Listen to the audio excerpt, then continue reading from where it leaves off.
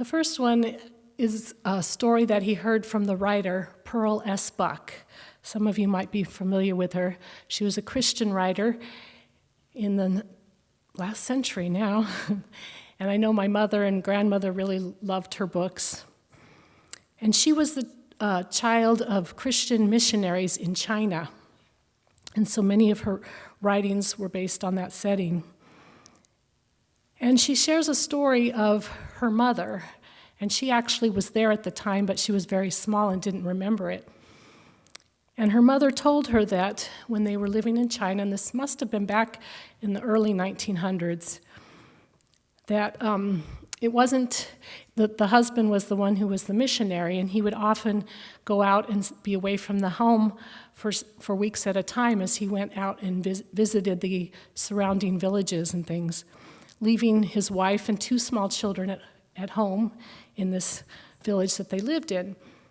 And this was during the summer. It was very dry and hot. There was a drought, and their crops were not doing well. And the villagers there were really didn't know what to do. And they thought that perhaps their God was punishing them for allowing these foreigners to live amongst them. And so they decided that maybe they had to get rid of the family that was living there in order for them to have their reign. Well, they had a woman who was helping the wife with the children who lived in the village, and she got wind of this plot to kill them, and she went and told Pearl's mother what was going to happen. Well, for most of us, if we heard that, we would want to run and hide, I'm sure, or try to get away. But instead, this mother turned to her God and asked for guidance, and she was filled with this deep peace. And she was inwardly guided to prepare for guests. And so she bathed her children and dressed them in their nicest clothes. She herself got ready. They put fine linens on the table, and she had her helper make tea and set out whatever food that they had. And then as they heard the angry mob approaching, she had the gardener throw open the gate, and she welcomed them at the door and said, "Come in, we've been expecting you.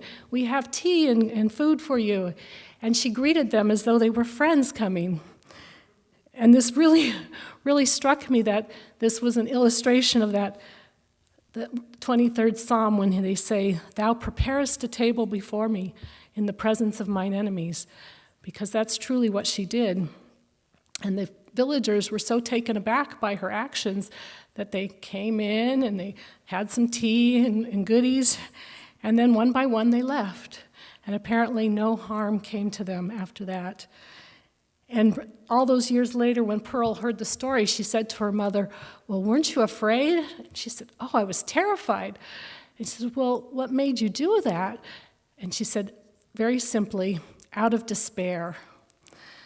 And so in her desperation, she reached to her God and got the guidance that helped her to face this. And of course, she had to have great courage to be able to meet them at the door and let them come in, knowing what their intentions were. One of my dad's favorite sayings that I heard often growing up was, "Fear knocked on the door, faith answered. No one was there." And I think that, again, this story really illustrates that when we can, because faith and courage go together, and when we can meet whatever it is there on the other side of the door that is threatening us, when we can meet it head on, it doesn't necessarily take away that person or that situation, but it gives us the ability to rise above it and to go find the right solutions to whatever it is.